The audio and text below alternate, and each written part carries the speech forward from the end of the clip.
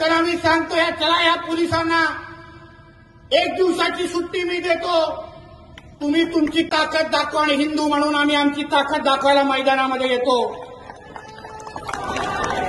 आणि मग आम्हाला वाटतं ह्यांच्या धमक्याला फीक देणारे आम्ही लोक आहोत का?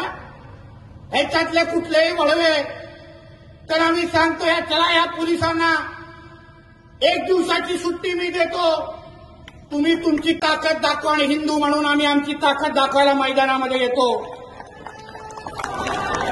आणि मग आम्हालाही बघायचंय त्या दिवसाच्या नंतर दुसरी सकाळ हिंदू बघतात काय मुसलमान बघतात हे आम्हालाही बघायचं आहे. उगाच आमच्या देशामध्ये वातावरण खराब करू नका.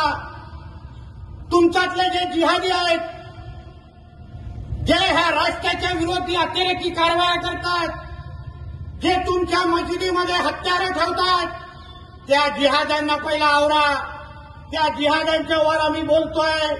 आणि तुम्हाला त्या जिहाद्यांना आवरायला जमत नसेल ना तर 1 दिवस शुक्रवारी सुट्टी घ्या. त्या लोकांना साफ करून देण्याची जबाबदारी आमच्या लोकांची असेल. आम्हाला माहिती आहे ते कुठे कुठे बसतात, कुठे कुठे ढुंगणवरती करतात, आम्हाला सगळ्यांना माहिती आहे.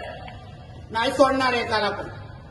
होऊन ते आमच्या रामगिरी महाराजांना काही कोणी त्या लोकांना एक दगड ते एक तरी त्यांच्या केसाला धक्का लागला नाही, तुमच्या शरीरावर एक केस ठेवणार नाही. आजच्या निमित्ताने तुम्हाला शब्द देऊन जा, एक केस ठेवणार नाही. मग काय करायचं ते करा. शेवटी आमच्या धर्माचा विषय आलेला आहे. काय पाहिजे ते तुम्ही बोलाल आणि आम्ही हिंदू समाज म्हणून काहीच करणार नाही. हिंदू समाजाने पण थोडा विचार केला पाहिजे. अहो कशाला सहन करतोय, किती सहन करतोय. त्यांच्या ईदचे मिरवणुका 0 दगडफेक, आमचे 11 जागे दगडफेक. वा, हा कडवटपणा आपल्यामध्ये कशाला आहे? कधी येणार आहे?